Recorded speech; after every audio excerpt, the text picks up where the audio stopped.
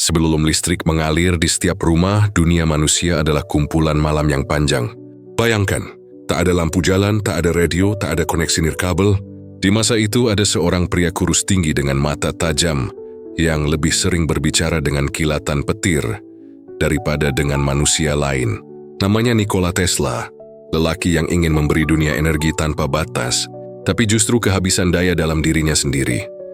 Tesla pernah berkata, jika Anda ingin memahami semesta, pikirkan dalam hal energi, frekuensi, dan getaran. Ia hidup dengan kepala di awan badai ide, tapi kakinya jarang menginjak tanah kenyataan. Ia membayangkan menara raksasa yang mengirimkan listrik tanpa kabel, membayangkan dunia saling terhubung lewat gelombang udara. Sebuah visi yang kini kita sebut Wi-Fi, telekomunikasi nirkabel, bahkan Internet of Things. Namun pada zamannya, ide-ide itu dianggap gila.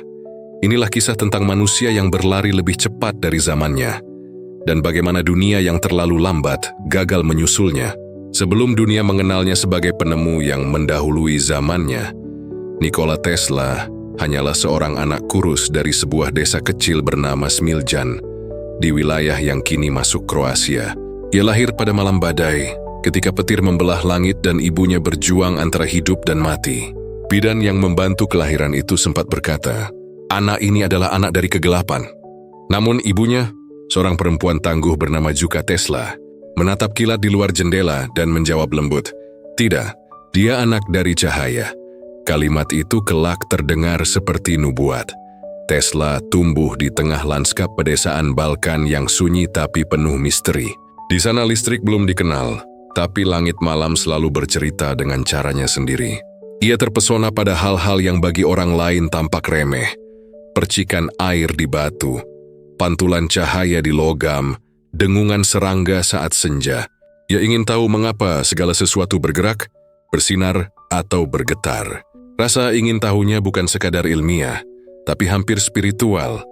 Seolah alam semesta menyimpan bahasa rahasia yang menunggu untuk ia pecahkan. Ayahnya, Milutin Tesla, seorang pendeta gereja ortodoks, menginginkan Nikola mengikuti jejaknya.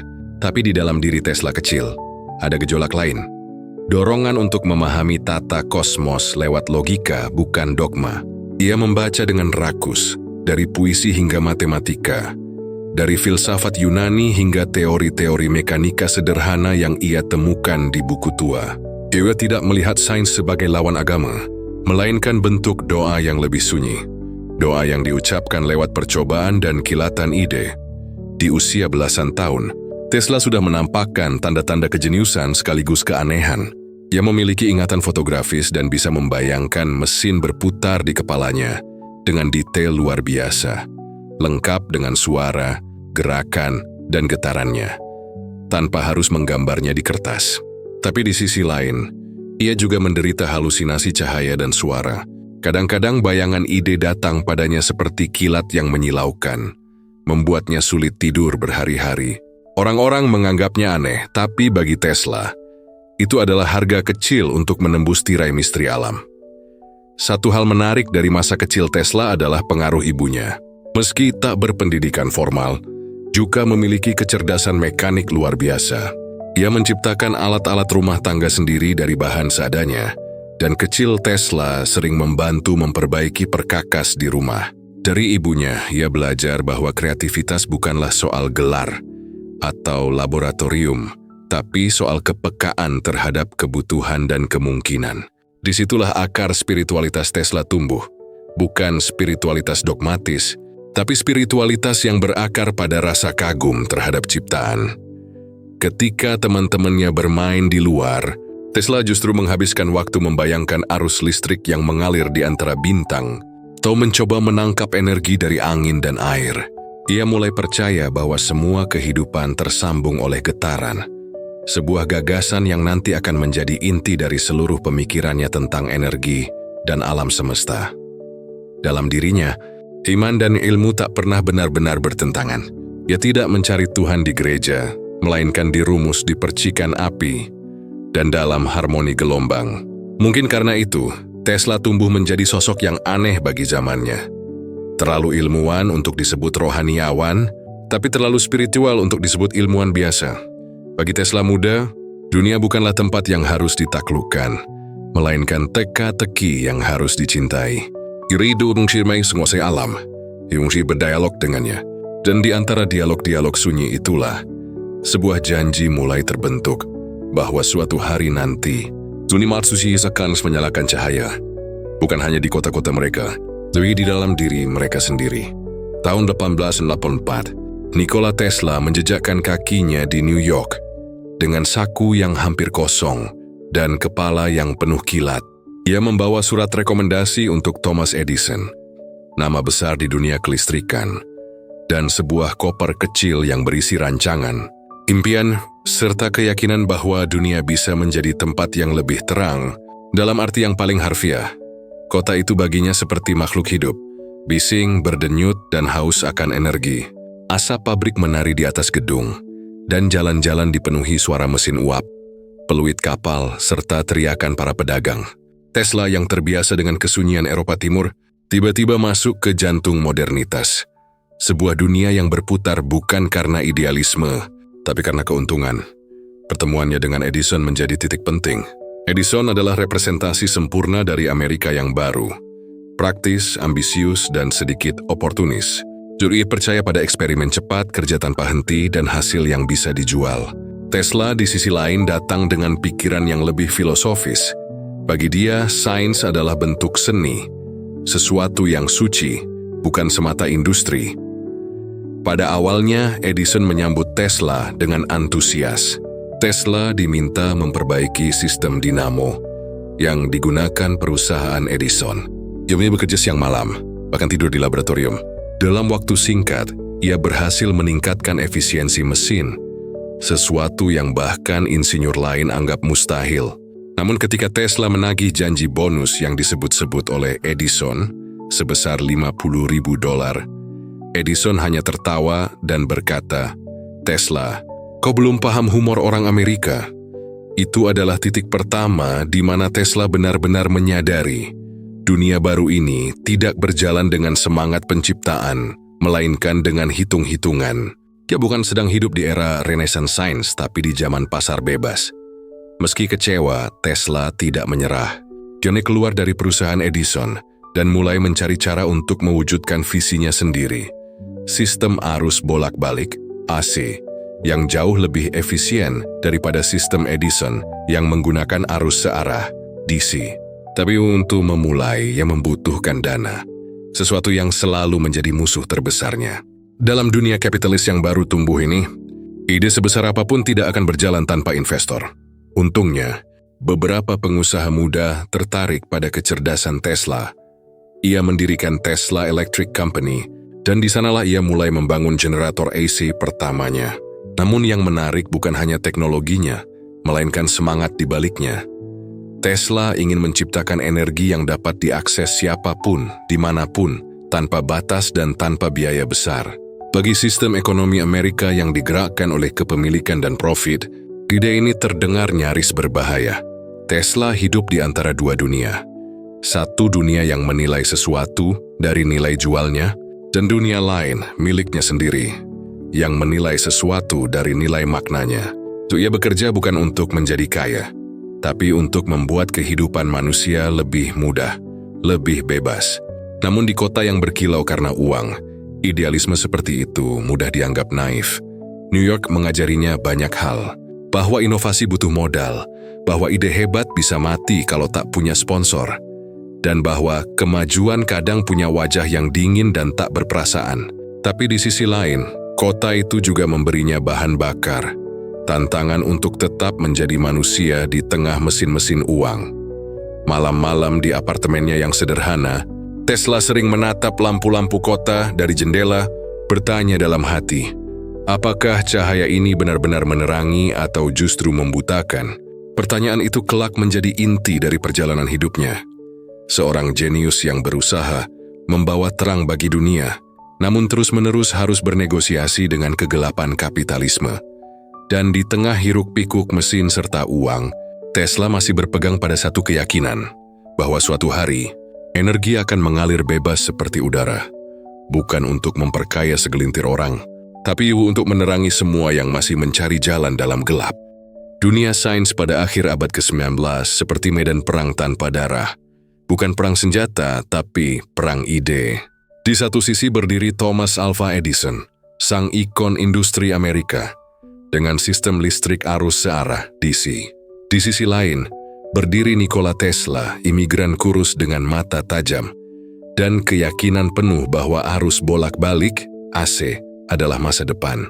Pertarungan inilah yang kelak dikenal sebagai perang arus, konflik besar antara dua cara pandang terhadap dunia. Bagi Edison, listrik adalah komoditas. Ia melihat energi sebagai produk yang bisa dijual, diukur, dan dimiliki. Sistem arus searahnya sederhana, cocok untuk bisnis. Setiap rumah harus dekat dengan pembangkit. Setiap kabel harus dibayar. Dunia Edison adalah dunia kepemilikan. Dunia di mana kemajuan diukur dari laba Tesla memandang sebaliknya. Baginya, listrik adalah anugerah alam, bukan hak eksklusif perusahaan. Sistem arus bolak-balik yang ia rancang memungkinkan energi dialirkan jauh tanpa kehilangan daya. Ia bermimpi tentang dunia di mana listrik mengalir bebas ke setiap rumah, setiap desa, tanpa batas jarak atau biaya. Bagi Tesla, kemajuan bukan soal siapa yang kaya duluan, tapi siapa yang bisa menerangi lebih banyak orang. Di titik inilah benturan ideologi terjadi. Edison mewakili pragmatisme dan kontrol, keyakinan bahwa sains harus tunduk pada sistem ekonomi. Tesla mewakili idealitas dan kebebasan, keyakinan bahwa pengetahuan seharusnya melayani kemanusiaan. Pertarungan ini tidak hanya berlangsung di laboratorium, tapi juga di arena publik. Edison, dengan sumber daya besar dan pengaruh media, melancarkan kampanye hitam terhadap AC. Ia bahkan menggelar demonstrasi publik yang mengerikan, menyetrum hewan menggunakan arus bolak-balik untuk membuktikan bahwa teknologi Tesla berbahaya. Di sisi lain, Tesla tidak punya uang untuk membalas propaganda itu. Yang ia punya hanyalah kejeniusan dan keyakinan yang keras kepala. Namun sejarah punya caranya sendiri untuk berpihak. Ketika Tesla bekerja sama dengan George Westinghouse, sistem AC akhirnya digunakan untuk menerangi pameran dunia Chicago tahun 1893. Malam itu, ribuan bola lampu menyala bersamaan, dan dunia untuk pertama kalinya menyaksikan sihir Tesla menjadi nyata. Cahaya yang mengalir di udara malam itu bukan hanya kemenangan teknologi, tapi juga kemenangan filosofi. Bahwa ide yang tulus meski lahir dari kesunyian, bisa menembus tembok kekuasaan. Perang arus sebenarnya bukan sekadar soal listrik. Yuizi adalah metafora abadi tentang benturan dua wajah manusia. Satu yang mencari kendali, dan satu yang mencari makna. Edison adalah simbol manusia modern yang mengejar efisiensi dan profit. Tesla adalah simbol manusia visioner, yang mengejar harmoni dan pemahaman. Dua-duanya jenius, dua-duanya penting, tapi dunia sayangnya lebih sering berpihak pada Edison. Setelah perang itu, Tesla tidak menjadi kaya atau terkenal, tapi arus bolak-balik yang ia perjuangkan tetap mengalir di seluruh dunia hingga hari ini. Ironisnya, setiap kali kita menyalakan lampu atau mengisi daya ponsel, kita sebenarnya sedang hidup dalam visi Tesla, meski namanya tak selalu diingat. Mungkin itulah takdir para pemimpi, kalah dalam hidup, tapi menang dalam sejarah. Karena pada akhirnya, cahaya yang abadi bukanlah milik orang yang menjualnya, tapi milik mereka yang menyalakannya untuk semua. Nikola Tesla bukan hanya penemu, tapi juga teka-teki berjalan. Di balik otaknya yang berkilat ide, tersimpan kepribadian yang nyaris paradoksal. Seorang jenius yang bisa menjinakkan petir, tapi kesulitan menjalin hubungan sederhana dengan manusia. Dunia mengenalnya sebagai ilmuwan eksentrik, tapi bagi orang-orang yang pernah dekat dengannya, Tesla lebih mirip sebuah misteri yang tak pernah selesai dipecahkan. Tesla dikenal perfeksionis tingkat dewa, yang dimaktakan melihat ketidakseimbangan sekecil apapun. Setiap rancangan, setiap baut, setiap garis di laboratoriumnya harus presisi, nyaris simetris. Dia bisa mengulang eksperimen berhari-hari hanya karena merasa satu derajat sudut tidak tepat. Baginya, ketidaksempurnaan bukan sekadar kesalahan teknis, tapi semacam dosa intelektual. Curie percaya bahwa alam semesta berjalan dengan keteraturan mutlak, dan manusia yang ingin memahami alam harus mencerminkan ketertiban itu dalam dirinya sendiri. Namun, di balik keteraturan itu, tersembunyi obsesi yang nyaris patologis. Tesla memiliki ketakutan ekstrem terhadap kuman. Ia tidak suka bersentuhan dengan orang lain, bahkan berjabat tangan saja membuatnya gelisah.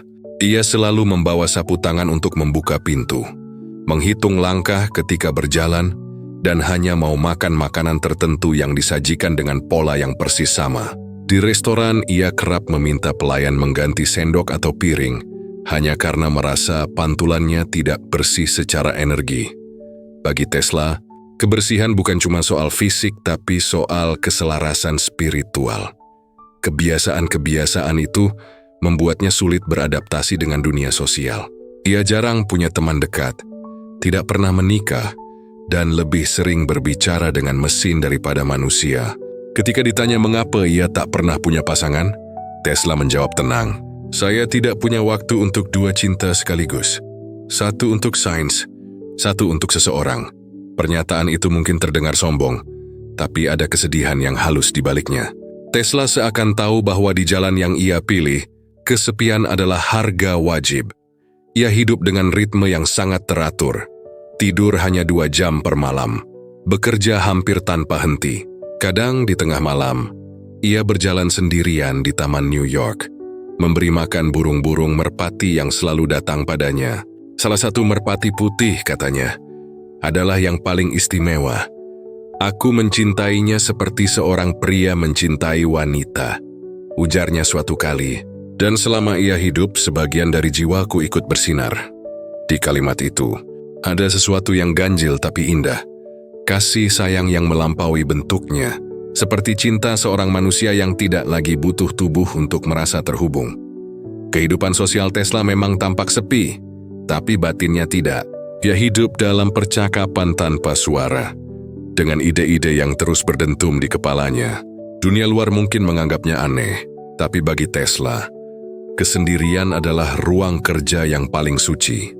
Ia percaya bahwa pikiran manusia memiliki frekuensi yang bisa terganggu oleh kebisingan sosial, dan untuk menjaga kejernihan itu, ia memilih jarak. Namun di sisi lain, jarak itu juga menjadi jurang. Dia menyalakan dunia, tapi dunianya sendiri tetap gelap. Ia membuat manusia saling terhubung lewat arus dan gelombang, tapi dirinya sendiri nyaris tak tersentuh. Barangkali disitulah ironi terbesar Tesla. Ia menciptakan komunikasi modern, namun hidup tanpa komunikasi emosional. Tesla adalah bukti bahwa kejeniusaan tidak selalu datang bersama kebahagiaan. Kadang semakin terang cahaya yang kita bawa, semakin besar bayangan yang mengikuti di belakangnya. Bagi Nikola Tesla, dunia selalu lebih besar dari ruang laboratorium. Ia tidak puas hanya menyalakan bola lampu atau menggerakkan motor listrik. Ia ingin menyalakan seluruh planet, dan dari ambisi itulah lahir proyek paling megah sekaligus paling tragis dalam hidupnya. Wardenclyffe Tower, menara raksasa yang ia harapkan bisa mengirimkan energi dan informasi tanpa kabel ke seluruh penjuru bumi. Awal abad ke-20, Tesla sudah berbicara tentang hal-hal yang baru akan menjadi nyata seabad kemudian. Komunikasi nirkabel, transmisi energi jarak jauh, bahkan konsep global network, semacam internet versi purba dalam pikirannya. Ia membayangkan dunia yang terhubung lewat gelombang elektromagnetik, di mana seseorang bisa berbicara dengan orang lain dari benua berbeda, menyalakan lampu di rumah tanpa kabel, bahkan mengirimkan data melintasi laut. Ketika nirkabel sempurna diterapkan, katanya, seluruh bumi akan berubah menjadi otak raksasa, di mana segala hal beresonansi satu sama lain. Wardenclyffe Tower dibangun di Shoreham, Long Island, pada tahun 1901, tingginya lebih dari 50 meter, dengan kubah logam besar di puncaknya. Tampak seperti makhluk mekanis yang sedang menatap langit. Bagi Tesla, itu bukan sekadar proyek teknis, tapi katedral bagi cahaya, simbol keyakinannya bahwa energi adalah bahasa universal. Bernard ingin menyalurkan listrik tanpa batas melalui tanah dan udara, sehingga siapapun, dimanapun, bisa mendapatkan daya tanpa membayar mahal. Tapi dunia kapitalis tidak tertarik pada mimpi yang tidak bisa dipatenkan. Investor utamanya JP Morgan awalnya mendanai proyek itu karena mengira Tesla sedang membangun sistem komunikasi nirkabel untuk menyaingi Marconi. Namun ketika Tesla mengungkapkan visi aslinya, energi gratis untuk seluruh umat manusia, Morgan langsung menarik dukungannya. Dengan nada dingin, ia dikabarkan berkata, "Jika setiap orang bisa menarik listrik dari udara, di mana saya harus meletakkan meterannya?" Kalimat itu menjadi epitaf yang menyedihkan bagi ambisi Tesla. Menara Wardenclyffe tak pernah selesai. Struktur megah itu akhirnya ditinggalkan, lalu dihancurkan beberapa tahun kemudian. Di antara puing-puingnya, terkubur impian terbesar Tesla. Impian tentang dunia yang saling berbagi energi, bukan memperjualbelikannya. Namun kegagalan itu tidak sepenuhnya sia-sia. Wardenclyffe menjadi monumen bagi keberanian intelektual. Keberanian untuk memimpikan sesuatu yang terlalu besar bagi zamannya. Tesla percaya bahwa ide tidak pernah mati, hanya tertunda sampai dunia siap menerimanya. Dan benar saja, 100 tahun kemudian dunia hidup dengan nirkabel. Dari radio, wifi, hingga pengisian daya tanpa kabel. Semua itu adalah gema jauh dari pikiran Tesla, yang dulu berdiri sendirian menatap langit Long Island. Di malam-malam terakhir proyeknya, Tesla sering berdiri di bawah menara, menatap kubah logam itu seolah berbicara pada langit. Kehidupan Nekares hanya pasrah dengan nada lembut yang nyaris religius. You tahu, kadang impian yang terlalu besar memang harus dikorbankan, agar manusia lain punya pijakan untuk bermimpi lagi.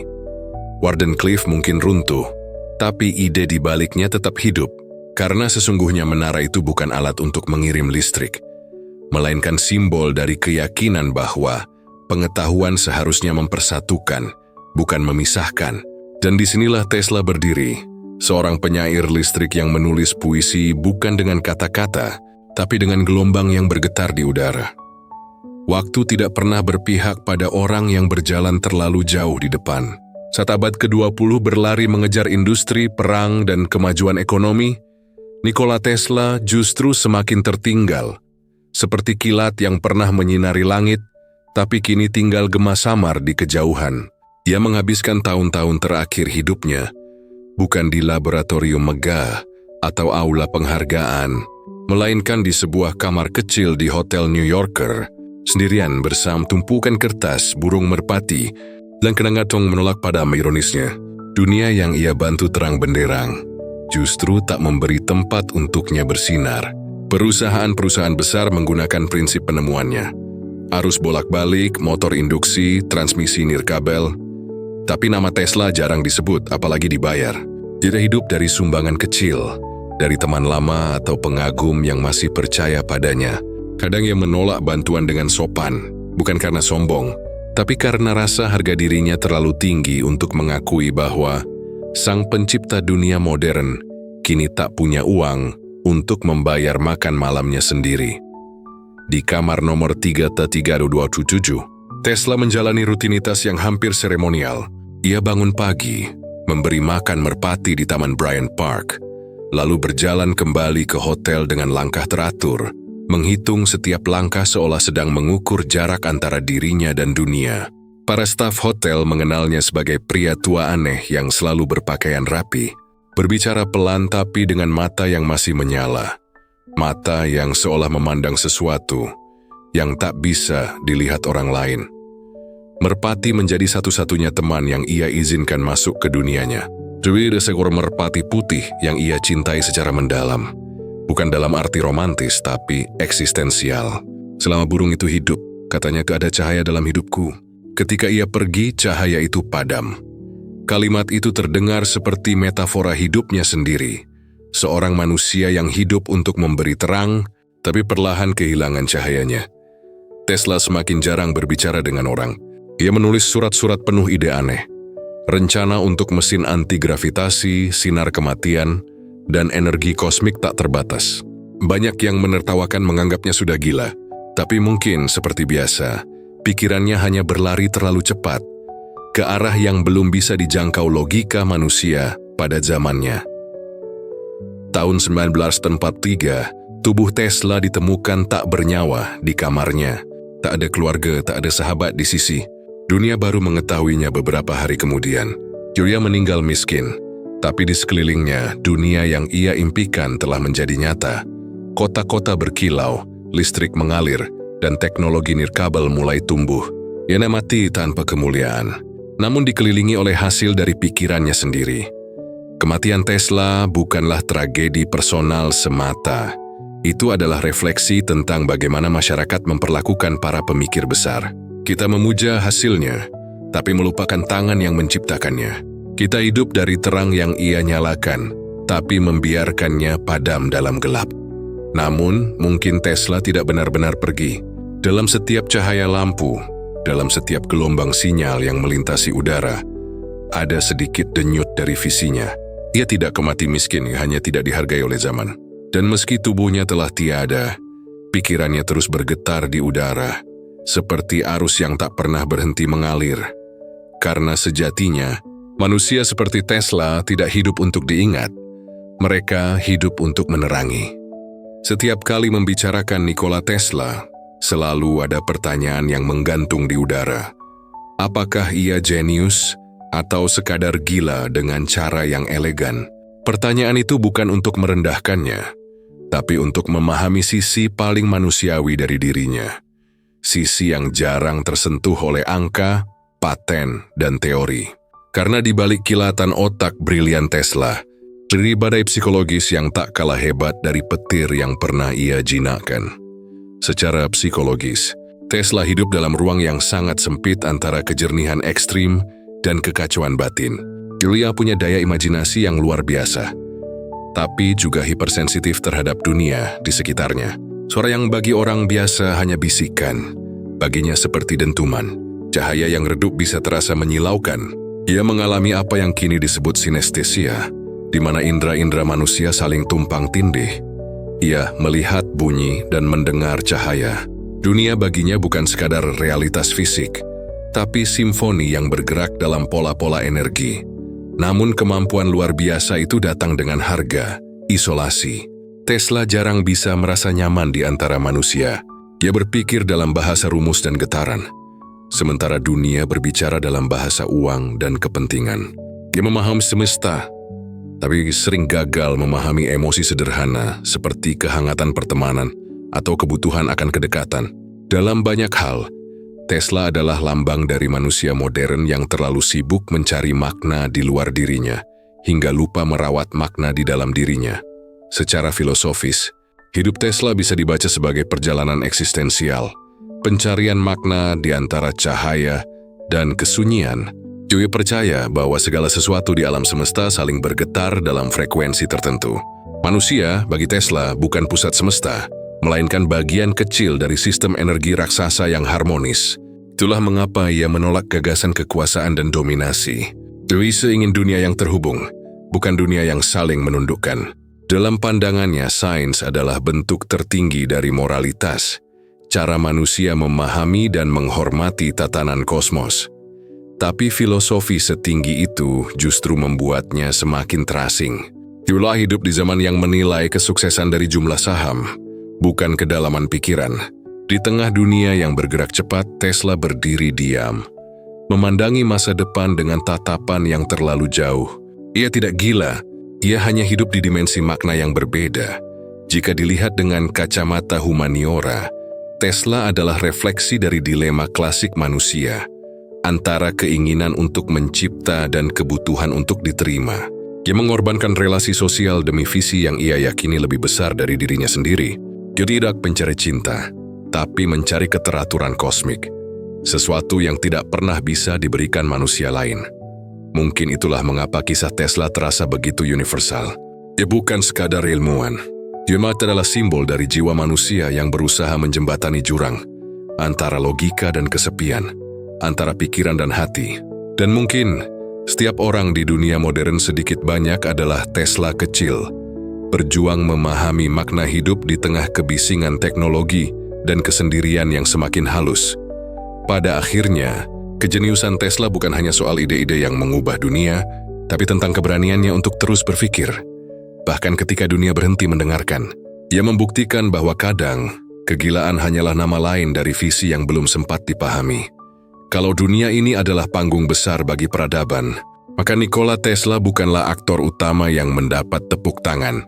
Ia lebih mirip penulis naskah yang cahayanya tertutup oleh gemerlap lampu. Namun tanpa tulisannya, tanpa visinya, mungkin panggung itu tidak akan pernah menyala. Tesla adalah contoh paling menyentuh dari paradoks manusia modern. Kita hidup berkat orang-orang yang sering kita abaikan.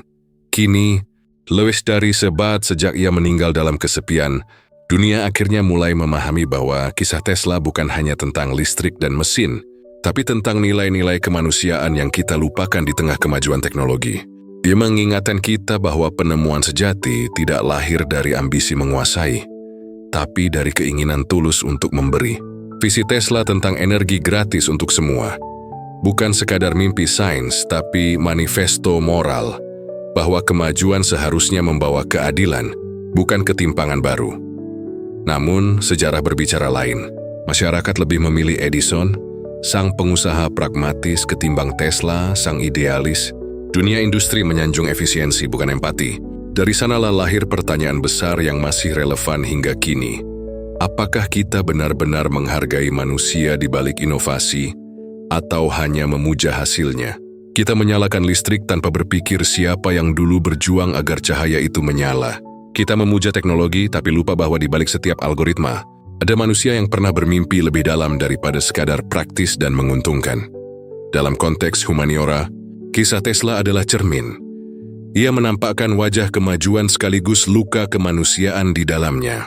Dia memperlihatkan bahwa kreativitas tanpa kasih hanya akan melahirkan alienasi. Bahwa logika tanpa empati membuat manusia menjadi mesin yang efisien tapi kosong. Dan bahwa kejeniusan tanpa kehangatan hanyalah cahaya dingin, terang, tapi tak menghangatkan siapapun. Mungkin disinilah pelajaran paling dalam dari hidup Tesla. Bahwa setiap penemuan besar seharusnya membawa manusia lebih dekat pada makna, bukan sekadar kemudahan. Ia mengajarkan bahwa inovasi sejati adalah ketika ilmu pengetahuan bertemu dengan nurani. Tesla tidak mencari kekayaan.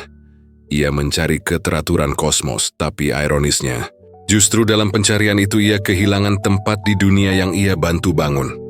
Kini, saat kita hidup di tengah dunia yang dipenuhi sinyal nirkabel, listrik tanpa henti, dan arus data yang tak mengenal batas, bayangan Tesla seakan masih berbisik. Kemajuan bukanlah akhir, ia hanyalah sarana untuk memahami diri kita sendiri. Ia mengingatkan bahwa teknologi seharusnya membuat manusia lebih manusiawi, bukan lebih cepat, bukan lebih kuat, tapi lebih sadar akan hubungan kita satu sama lain. Pada akhirnya, Tesla bukan sekadar simbol jenius yang terlupakan. Dia adalah puisi tentang keberanian untuk bermimpi di zaman yang terlalu realistis. Ia menunjukkan bahwa kesepian pun bisa menjadi bahan bakar bagi penciptaan, dan bahwa kegagalan kadang hanya cara lain bagi sejarah untuk menyiapkan kebangkitan. Dan mungkin, jika suatu malam kita menatap lampu yang menyala di kamar, lalu membiarkan diri kita berpikir sedikit lebih dalam, kita akan sadar, di balik cahaya itu masih ada jiwa yang menyalakannya. Namanya Nikola Tesla, bukan hanya penemu listrik, tapi penemu makna tentang apa artinya menjadi manusia di tengah badai kemajuan. Nikola Tesla bukan cuma penemu arus bolak-balik atau bapak listrik modern. Dia adalah simbol dari manusia yang berani bermimpi terlalu besar di dunia yang terlalu sempit. Hidupnya adalah perjalanan antara kejeniusan dan kesepian, antara cahaya dan gelap, antara idealisme dan realitas kapitalis. Dari masa mudanya yang dipenuhi obsesi ilmiah, sampai akhir hidupnya yang sunyi di Hotel New Yorker, Tesla mengajarkan satu hal penting. Kemajuan sejati bukan soal teknologi, tapi tentang kemanusiaan di baliknya. Inovasi tanpa empati hanyalah mesin tanpa jiwa. Dunia butuh lebih banyak Tesla. Bukan sekadar yang bisa mencipta, tapi yang bisa bermimpi untuk semua. Kalau kamu suka cerita-cerita sejarah yang nyentuh sisi manusia di balik kejeniusannya, pantengin terus channel ini. Di sini kita nggak cuma bahas apa yang mereka buat, tapi juga siapa mereka sebenarnya. Karena setiap penemu besar, dulu hanyalah manusia yang berani menantang batas.